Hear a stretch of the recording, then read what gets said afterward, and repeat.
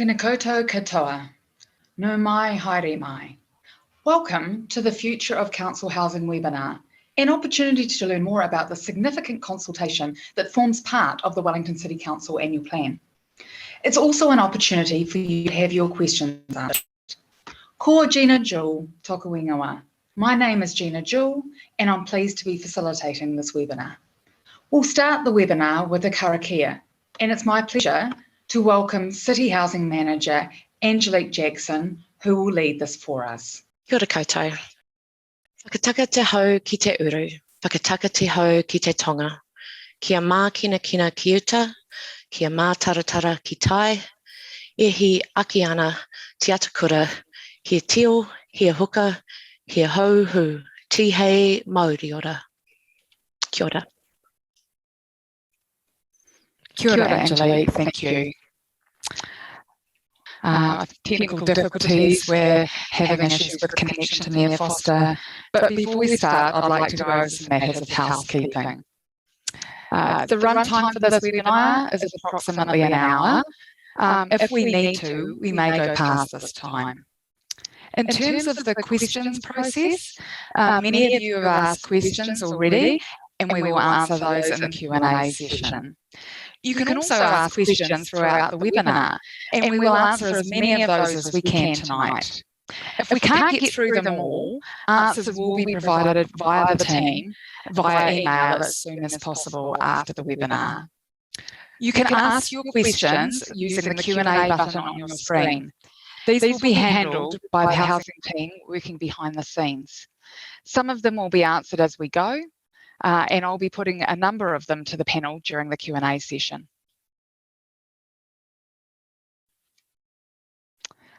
I understand that I might be muted. We'll put a video recording on the video recording of the webinar on the Wellington City Council website, Let's Talk, after the event as soon as possible. It does take a wee bit of time to add captions, but you can expect to see it in the next few days. If you haven't seen or received the information about the annual plan and the council housing consultation, the information can be found online at www.letstalk.wellington.gov.nz/city-housing. This information has already been delivered to our tenants. Soon we will hopefully hear from Mayor Foster, then we'll introduce tonight's panel and give a brief overview of what the consultation is about and why we need to hear from Wellingtonians. We'll go through your questions before covering off how to have your say by making a submission. We'll update you on what happens after the consultation finishes, and then we'll close the webinar. But first, we want to let you know a bit about the audience tonight and the things that you have said you want to hear about. We are thrilled to see nearly 80 registrations. That was at 3 o'clock this afternoon. And we know there have been more sign-ups since. It's really great to see that so many of you may have made time to join us online tonight. Remember, a recording of the webinar will be posted online, and we encourage you to tell your friends and whānau to watch it as well. Of the sorry, I'm getting an echo, so I'm tripping over my words.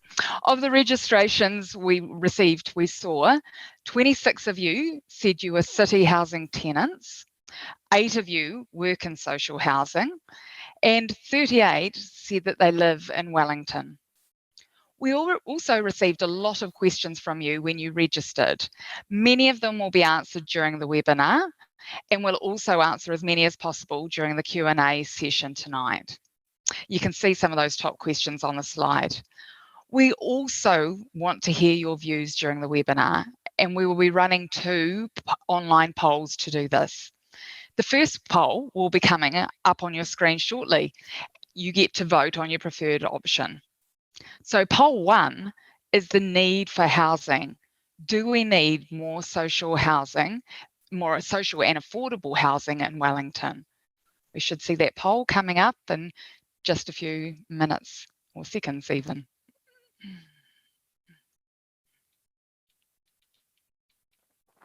There we go, we've got that poll coming up. So if you have a read through that and choose which option you agree with. And very shortly, we should have some results. It's now my pleasure to welcome the Mayor of Wellington, Andy Foster, to talk about why this consultation is so important to the people of Pōneke, Wellington.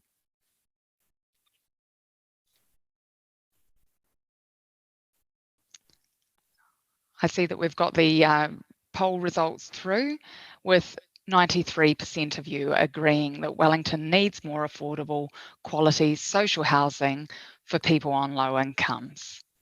Something we clearly in vast majority are agreeing with. I'll now pass to Mayor Foster. Thank you, and kia ora everyone. I hope that we don't drop off again. I think we've dropped on and off about 4 or 5 times already. So if we do that again, it's not for want of trying. We're keeping on having a go to make sure we can address this. So look, first of all, can I just say thank you to everyone who is online. This is a very, very important discussion for not just our social housing and our social housing tenants, but for our city as a whole. What we've got in front of us is some options to try and fix a really big problem that we've got. And essentially the situation is that at the moment, our social housing portfolio is unaffordable for many of our tenants. Something like 40% of our tenants are paying at least 35% of their incomes in rental, which is at the very least is the maximum level that rental should be set. So something like 40% of our tenants are paying more than that. From a city council point of view, the housing portfolio is currently financially unsustainable. It is costing the city something getting close to $30,000 a day, every day, 365 days of the year. And that is projected to rise to close to $130,000 a day, every day, by the end of 10 years. And that's basically just because the debt on the portfolio will continue to rise with the current model. The issue is that at the moment we can only we are only charging 70% of market rentals in rent. That is not enough to sustain the portfolio, but it is too much for many of our tenants. So there's a double problem there. Put those two things together, and it also makes building new social housing, which is what we want to do as well, financially unaffordable. So we have a really major problem there. So we've been working very, very closely, and you'll hear from the panel about that. We've been working very closely with government and government officials to try and find a way forward. That is why we're doing something which probably should have been done 4 or 5 years ago, and that is to propose a different model for delivering the social housing portfolio. We are committed to making sure that there is a good provision of social housing in our portfolio, in our city. We're very proud of the work that has been done, but we do need to do something about the model to make sure that it has a sustainable future going forward for the city, for the council, and for our tenants. I think we are a lot of work has gone into this so far. We are wanting to hear your voices. The other thing that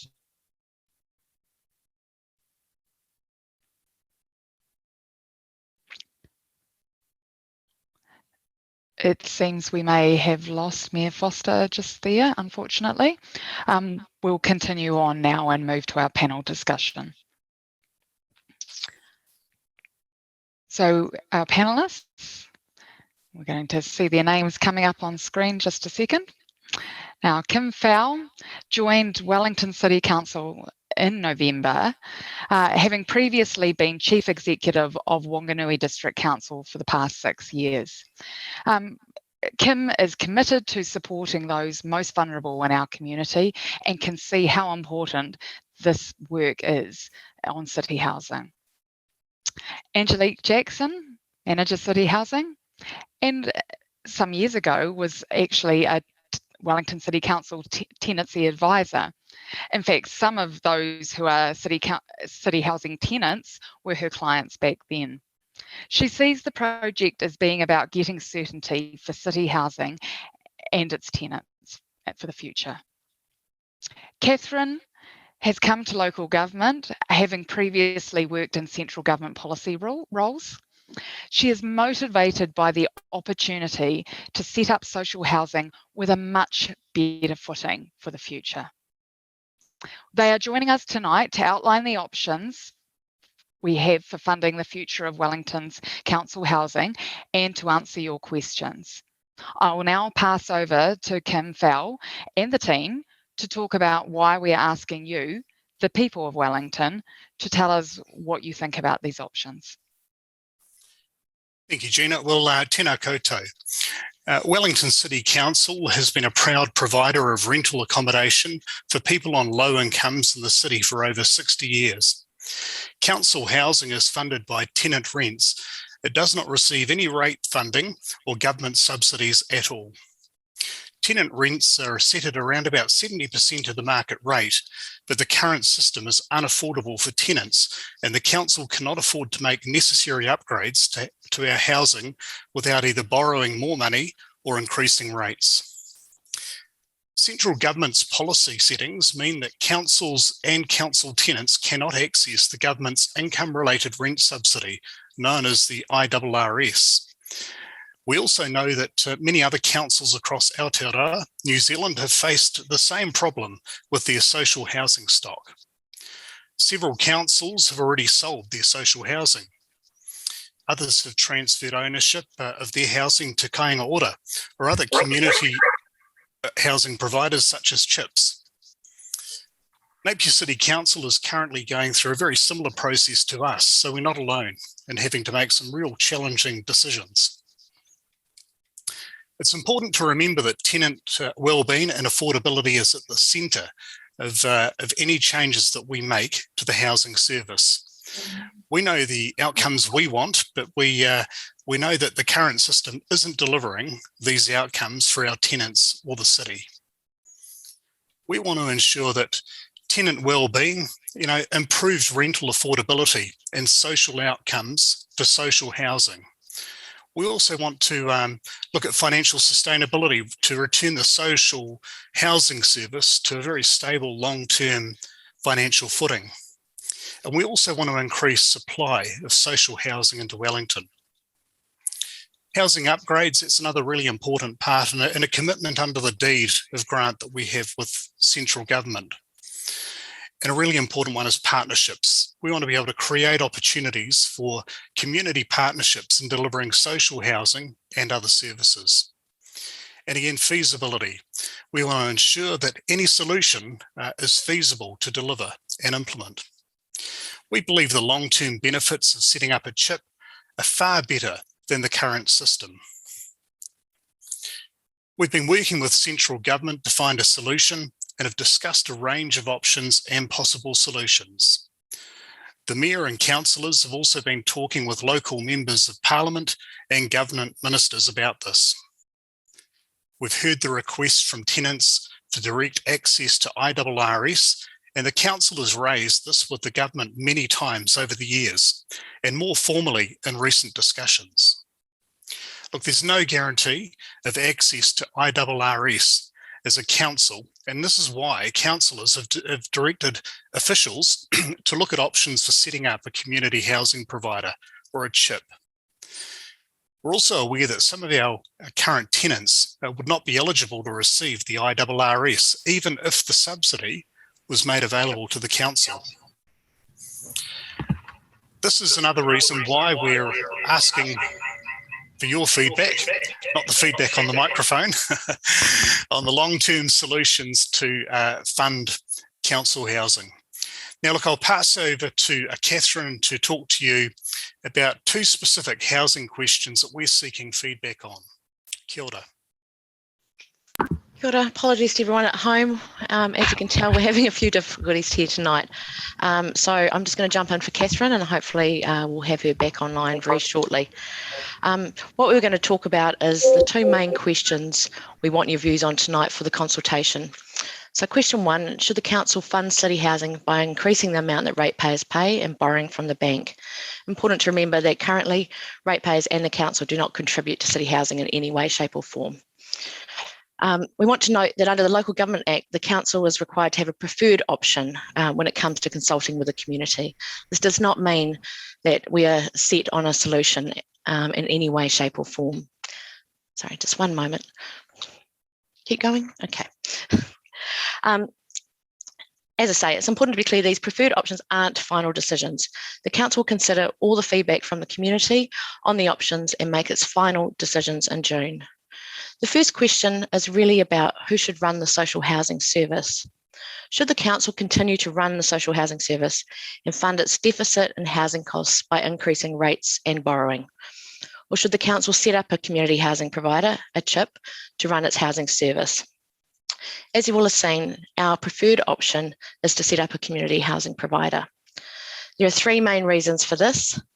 Firstly, as a CHIP, new tenants will be eligible to receive the IRRS, which is the income related rent subsidy from the government, which improves rental affordability by capping their rent at 25%. Secondly, the option achieves a financially sustainable portfolio at a lower overall cost to the council than the rates option. This is because the government tops up the 25% income and market rate, so the CHIP is receiving a market level rent for every new tenant. And I believe we've got Catherine and Kim together now with some good sound and audio, or sound and video, I should say. So I'm going to hand over to them now. Thank you. Thanks, Angelique, and sorry everyone for those issues. The third reason why we prefer a CHIP model is that a CHIP would be able to contribute more effectively to building new social housing supply in Wellington. And this is again because the CHIP can access other government funding to build new houses that the council can't access. The second question that we want your feedback on is, if the council did decide to set up a community housing provider, what kind of CHIP should we set up? And there are three options in the consultation document. All of them are feasible, but they all have different pros and cons. Under option A, the council would transfer all the housing assets to the CHIP, and the CHIP would run the housing service and own the housing assets. The CHIP would be responsible for all tenancy management services and all minor and major maintenance. Under option B, the council remains the asset owner and instead leases the housing assets to the CHIP, who runs the housing service. And the CHIP would be responsible for all tenancy management services and all minor and major maintenance. Excuse me. So a key point of difference from option A is really who owns the assets. In option B, instead of transferring ownership of the assets to the CHIP, the council would give the CHIP some upfront funding that it could use to start new social housing supply projects. Under option C, the council also remains the asset owner and leases the housing assets to the CHIP. And again, the CHIP runs the housing service. The differences between this option and option B is that the CHIP would only be responsible for tenancy services and minor maintenance, and the council would keep the responsibility for major maintenance. Also under option C, the council does not give the CHIP any upfront funding to enable it to begin new housing supply projects. The council's preferred option is option B, and there are two reasons for that. Firstly, option B enables the CHIP to have a big focus on new housing supply, which we think is important. And this is the main reason why we think option B is better than option C. We also think it's simpler for tenants to have one organisation responsible for all maintenance rather than splitting it between two. Option B also has less of a financial impact on the council than option A. Under option A, the housing assets would likely have to be sold to the CHIP at a significant loss because of the amount of upgrade work that's needed. And with a large transfer of assets, the council's ability to borrow for other council priorities is reduced. Overall, we think we can achieve all the benefits of a CHIP model with a leasing arrangement rather than a transfer of assets. As I say, there's a lot more detail on the options and their pros and cons in the document, and we'd encourage you to read it all through as you prepare your submissions. I'm going to hand you back to Gina now, who's going to talk you through how the next part of the webinar goes.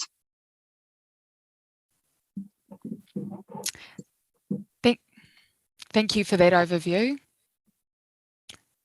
and the importance of people telling council their views.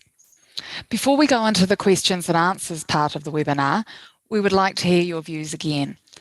This time, we want to know how you think we should fund city housing. We will launch the poll now and we will talk about the results soon. So poll 2 is, how should we fund city housing? You can see the poll up there on your screens now. So if you have a read through and choose which option you agree with, and we'll bring those results to you shortly. We've received a lot of questions, both before and during the webinar. We'll now ask the panel to respond to as many of those questions as possible. We'll start with the most common questions you asked.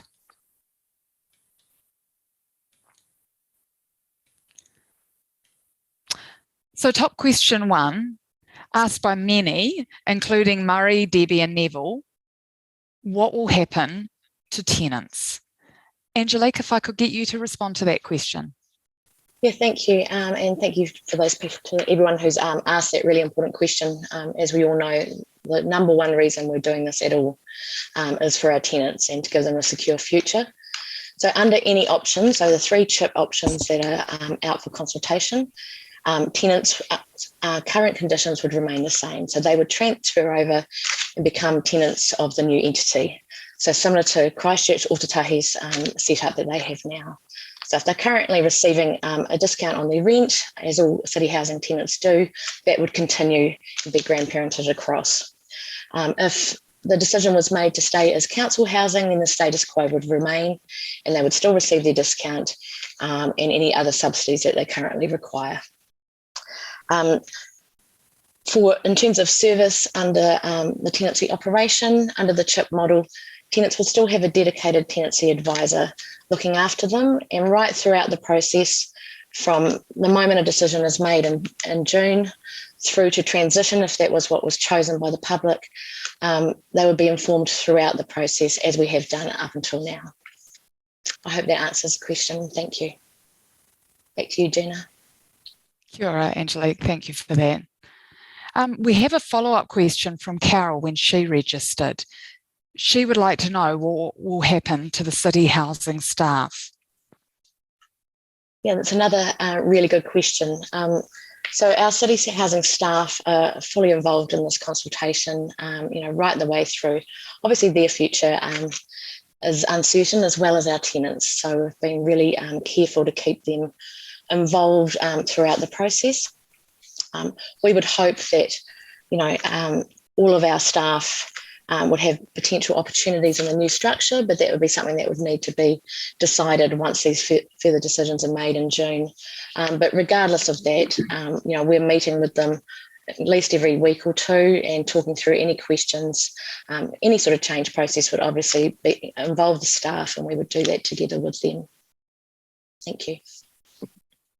We've got the results of the poll before, so I come along to the next question. I'll just give you those results.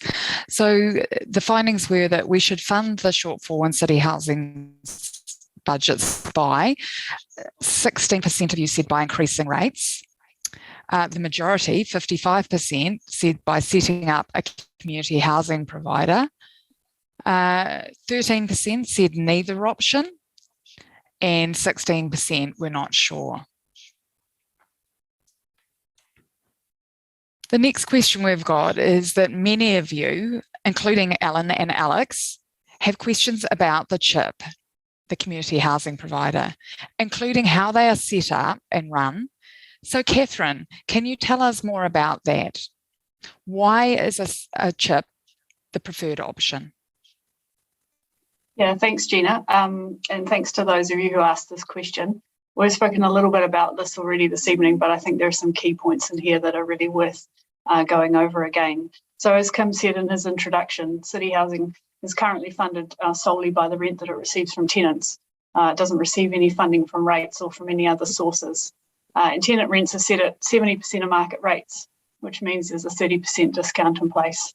And this means the council is making an operating loss each year, and that problem is just getting bigger over time. We also know that rents are increasingly unaffordable for our tenants. And these two reasons are why we need to make a change and why we ideally need to find a solution that can address both these issues. As I mentioned before, the main advantages of a CHIP model are that new tenants would be able to access the IRRs from government, which caps their rent. The CHIP can return us to a sustainable position at a lower overall cost to the council than the rates option. And a CHIP would be able to more effectively contribute to new social housing supply in Wellington. But we do know there are some questions and concerns about community housing providers and whether they run a good service and whether they deliver good outcomes for tenants in the community. So we just want to take the opportunity here to talk about some of the arrangements that would be in place to make sure that any CHIP does deliver what we want for our community. So firstly, CHIPs are governed by a really strong regulatory framework. They go through a pretty detailed and thorough registration process with central government to prove that they can meet standards around tenancy management, governance, financial management and property management, and that they can effectively support tenants and tenant wellbeing. And they're monitored by central government against these standards each year. A key part of these standards is that CHIPs are required to have a tenant participation policy and tenant feedback and complaints policies, which really importantly enable tenants to hold the CHIP to account and be involved in the decisions that affect them. CHIPs are also required to manage tenancies in line with the Residential Tenancies Act, just as the council does now, which importantly provides security of tenancy for all our tenants. And as well as these regulatory requirements, in the establishment process, the council would establish key governing documents for the CHIP, which would set out how it needs to operate. Again, there's more detail on all of this in the consultation document, which we'd encourage you to read, but these are just some of the key reasons why we think a CHIP is the council's preferred option and why we're confident it will deliver good outcomes for Wellington. Thanks, Catherine. You've also touched on questions we received from Jeremy and others about how a CHIP is set up and regulated. Question 3, will council still own the properties? Kim, could I get you to answer that question? Sure. Look, there are many ways that a CHIP can be structured. We're asking for feedback on ownership of the properties or housing assets is what they're called as part of the consultation. It's an important part of the consideration for our councillors, so we need to know your view on this. So the preferred option would see the council own the homes, which would then be leased to and managed by the CHIP. Yeah, thank you.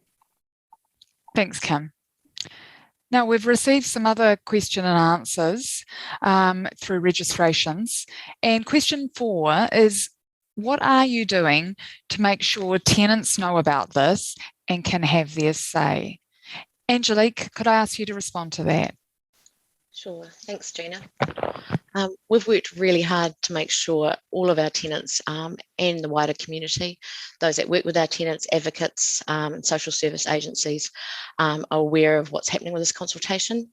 As some of you may know, the consultation was delayed by a week for circumstances outside of our control, which meant that our tenants wouldn't have received their information pack, which included a letter addressed to them, a submission form and an information booklet to 5 days after the consultation started. We obviously thought that wasn't acceptable. It was Easter weekend and there was no couriers or post available. So our whole team downed tools for the day and we hand delivered those information packs to over 3,000 tenants. So I'm really proud of that. They are the most important. We need their voices throughout this consultation. We've also heard feedback that we really need as many of the key documents translated as possible. So we've translated all of the consultation documents into the top 10 tenant languages spoken by our tenant community.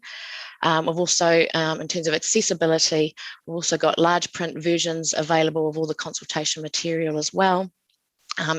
We're running tenant drop-in sessions across our complexes. So we've got 7 of those booked in. I've got 2 starting tomorrow, which is an informal session over a period of 3 or 4 hours with myself and members of my team will be able to answer any questions. There'll also be biscuits and tea and coffee, of course. All the libraries around the city and the Arapaki Service Centre have all the consultation documents. The staff there have all the answers to those questions. Our contact centre as well, which looks after our tenants fantastically, have the information to hand to answer those questions. And our tenancy advisors, are out there in complexes and can answer those questions from our tenants as well. Also sent a information pack to all of our key stakeholders.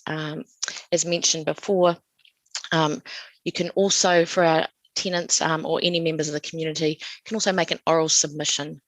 So those oral submissions are going to be taking place between May the 19th and the 25th.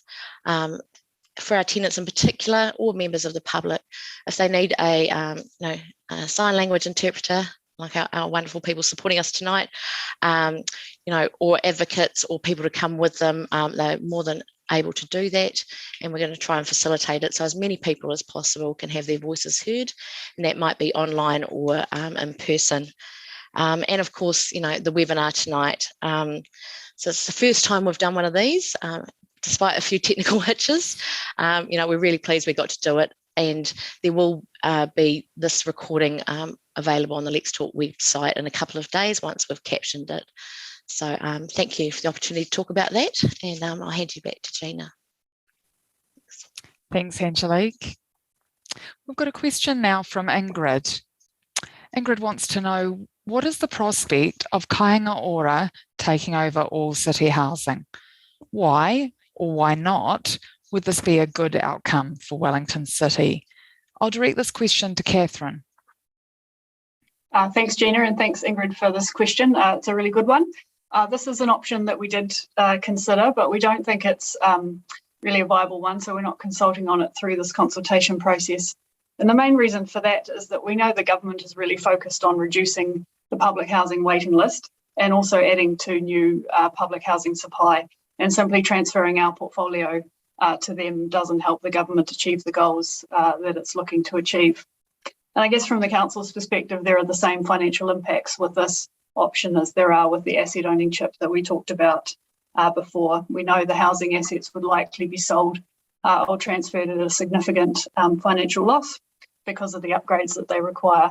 And once that asset transfer has taken place, the council's ability to borrow for future services and priorities gets impacted into the future. Thanks very much, Catherine. Now, there have been a lot of questions from people like Chrissy, Kate, Sean and Ryan about rent levels and affordability. Angelique, can you tell us a bit about how rents are set, and if the government doesn't make the IRRS available to city housing, how will the council ensure more equitable rent? It's a really good question, and I know a hot topic, in particular what the future might look like. So our rents are assessed every year by CBRE, normally around May each year, and assessed around the market rentals for the whole city and by suburb.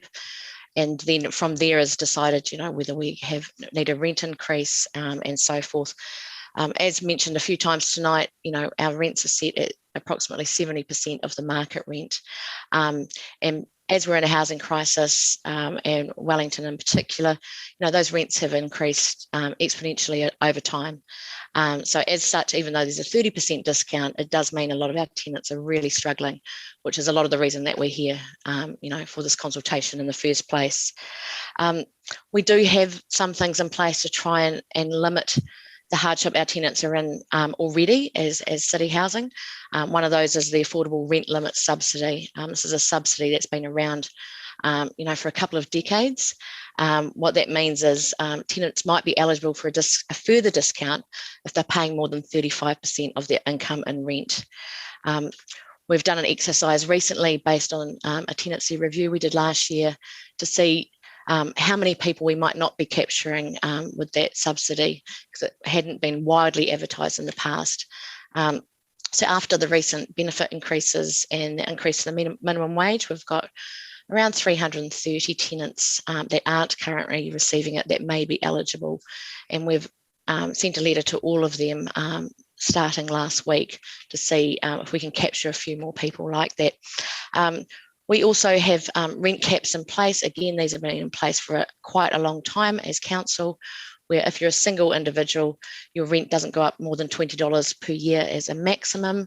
And if you're a couple or a whānau, your rents don't go up more than $30 a year.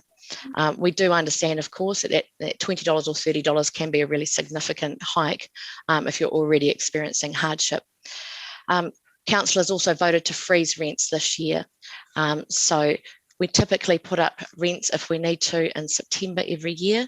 So this rent freeze, actually hasn't taken effect yet. So from September 2022 to September 2023, none of our tenants' rents will be going up. And I know councillors are really proud of that decision. we're thinking about how we can support tenants if we do move to a CHIP model and into that lease agreement with the CHIP when we set it up. There are various ways of doing this, and it takes further work and analysis to get that together, and it won't be part of this consultation, but we will be bringing it to council as a supplementary paper when we come back in June that will outline those options that we're thinking of in terms of alleviating tenant hardship under the potential new model. Thank you. Thanks, Gina. Thanks, Angelique. Now, we've heard a lot about the deed of grant. Catherine, can you tell us more about this and how the changes might affect this? Sure, thanks, Gina. Great question. So the deed of grant is an agreement that the Council and the Crown signed back in 2007 or 2008. Under that agreement, the Crown gave the Council $220 million to upgrade half of our housing portfolio, with the agreement that the Council would then fund the other half of the upgrades. At the time, we expected that half of the second half of the upgrade program to cost about $180 million. But as we know, for a whole range of reasons, this has gone up quite a lot, and we now expect it to be at least $286 million. And some of the reasons are inflation, building materials, labour costs, new earthquake standards, all that kind of thing. And these escalating costs are contributing to the financial situation that we're in at the moment. We're really clear with the government that we want to continue to meet the obligations that we have under the deed of grant. It's an important agreement for us, particularly the responsibilities to upgrade the second half of the housing portfolio and also to continue to play a long-term role in social housing. But we've also agreed with the government that some changes to the deed are going to be necessary, both as a result of this consultation, but also just to reflect the fact that it's now an agreement that's 15 years old and needs a little bit of updating. So once the Council's taken decisions post-consultation, we'll work closely with the government to update the deed of grant to make sure it's fit for purpose for the future.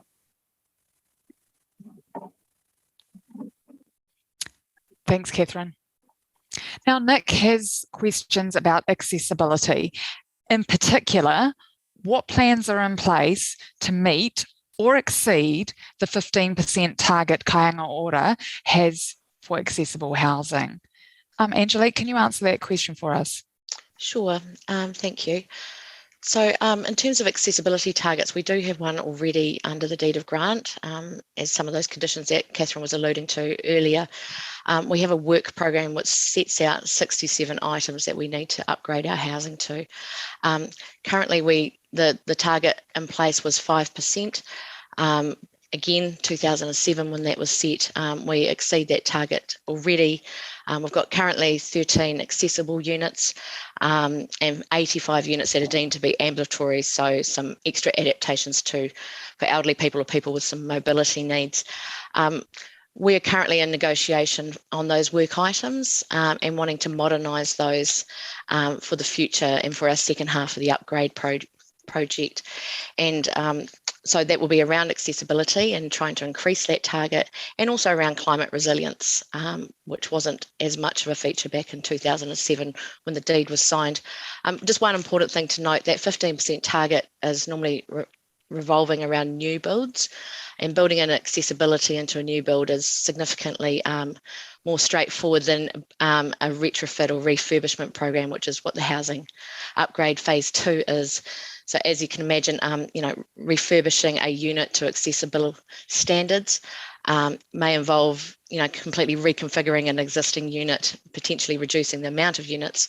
And then you also have the added complexity of the actual site itself. So you might be able to make a unit accessible, but can you actually, there might be 100 steps up to it, or it's on the side of a hill. So it does make it more challenging, but we believe that it can be done, that we can increase that 5% target.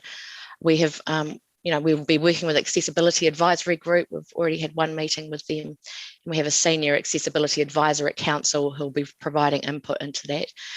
We're not at the design phase yet, but we would hope to build that into the new program and have that signed off with Ministry of Housing and Urban Development, who are supportive of that approach. Thank you. Thanks for explaining that, Angelique. Carla has a question about the city housing waitlist and how similar it is to the MSD housing register. Now, Angelique, I understand you've been doing some work on this. You might be able to answer that question. I can indeed. Thank you. So City Housing has its own waitlist and has done since we've been a housing provider, whereas MSD, Ministry of Social Development, manages the Kāinga Ora and Community Housing Provider waitlist. So those two waitlists, aren't merged. We can't see their data, they can't see ours. So we know there are some people that are on both waitlists, so it's hard to get a true picture of demand in Wellington. We know on our waitlist we've got about 500 people, and on the MSD waitlist for Wellington, 900 plus. So we believe, it's hard to do what we need to do without knowing that true picture. So we've initiated a project with MSD, my team and I, and it's taken us quite some time to get there, but we want to make sure it's strong around privacy principles and that we're sharing data for the right reasons. And we're just at the final stages of signing a memorandum of understanding with them, and hope to get sort of a first cut of that data, which won't be people's names, but just in terms of numbers of who needs a home. Our eligibility criteria are different from MSD. So if we did move to a chip model, there would need to be a piece of work around potentially us still managing some of our waitlist and MSD potentially taking on some of the IRRS new tenancies. Thank you, Gina. Thanks, Angelique. Now I've got a question for Catherine that's come in during the webinar. Catherine, do you have an organisation in mind who you want to be the chip? That's a great question. No, we don't. What we're envisaging is that we would set up a new entity. There's some details about that in the consultation document. That entity, we think, would be a charitable community trust. It would be quite similar to the Otatahi Community Housing Trust model in Christchurch.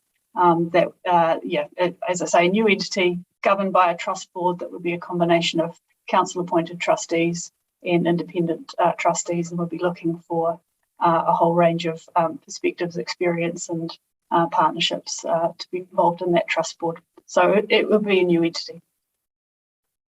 Okay, thanks for that, Catherine.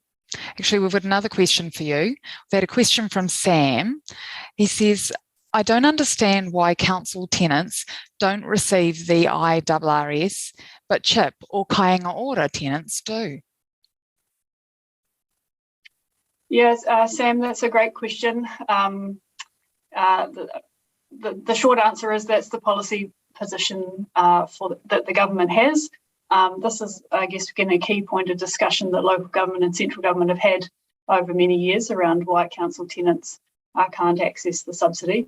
And I think it really reflects the government's priorities that we just talked about before around wanting to use that funding to reduce the public housing waiting list and also to build new housing supply.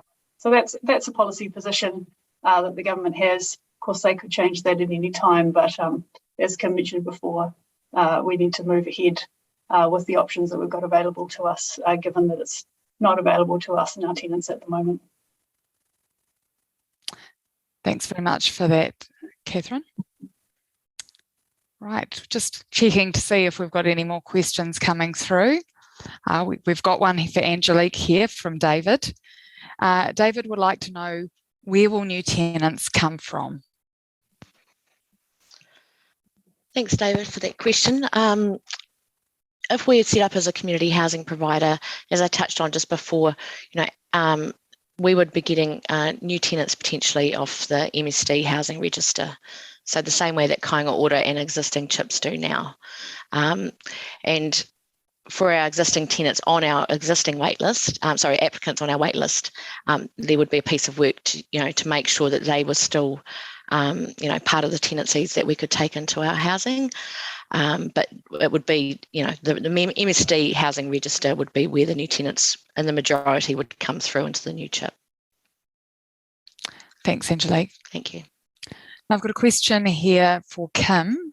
This person would like to know, where will we have to do an oral submission?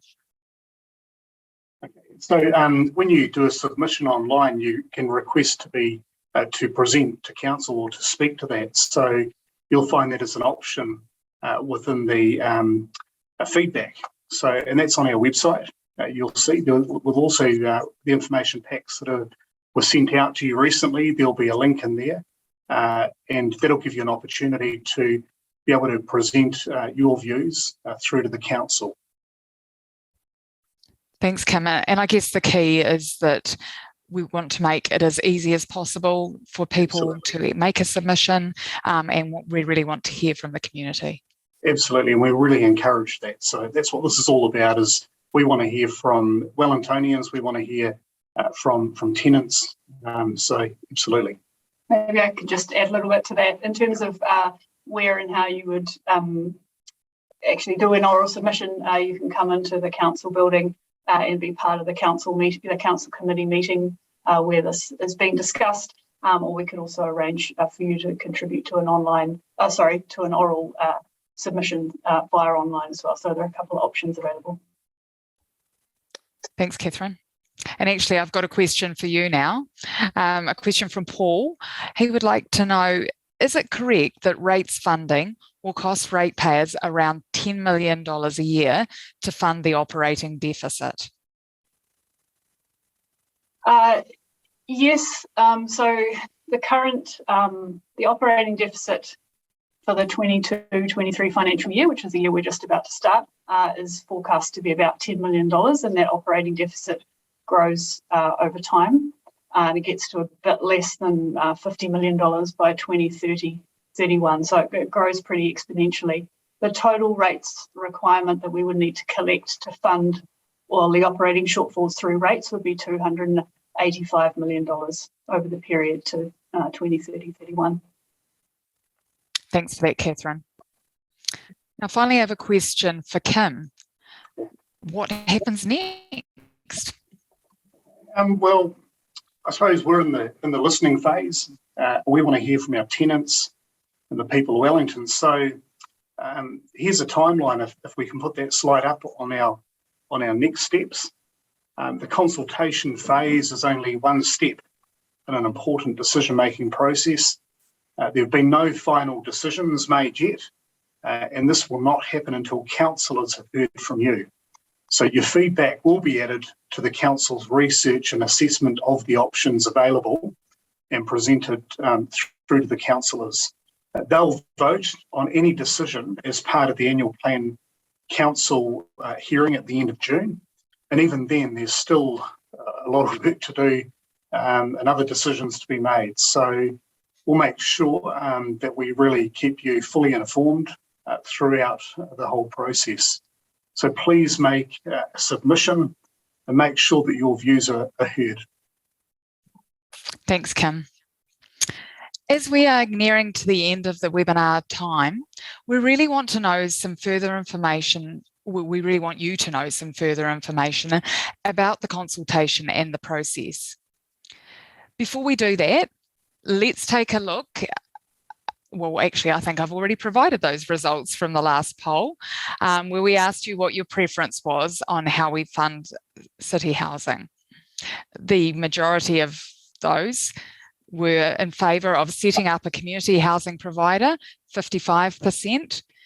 Increasing rates was the preferred option for 16%. Neither of those options were the preference for 13% of respondents, and 16% were not sure.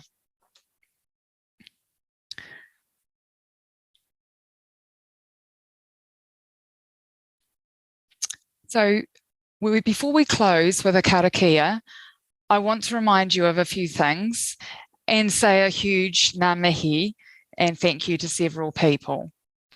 Firstly, it's really important. Remember to make your submission either online or via free post. And remember that if you want to speak at the oral hearings, to note this on your submission. Secondly, thank you to our panel for their time and to the staff who have supported this webinar. I'd like to also mention that Mayor Foster, who unfortunately wasn't able to be involved in the webinar as much as he would have liked due to technical difficulties, which I'm having now still with feedback, has been listening throughout the webinar and hearing those questions that you've been putting forward and the information that's being shared. A recording will be posted on the Let's Talk Wellington website as soon as possible. We've just got to get it edited and captioned.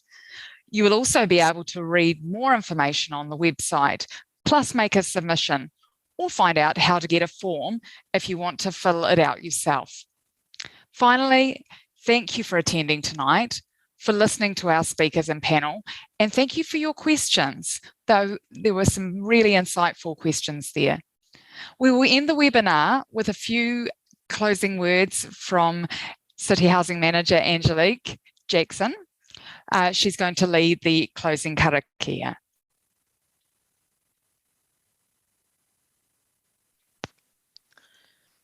Thank you, Jana, and just to reiterate, thanks to everybody involved. It's been a long journey to get to here, but we appreciate everyone's support and in particular our tenants who have been on this journey with us.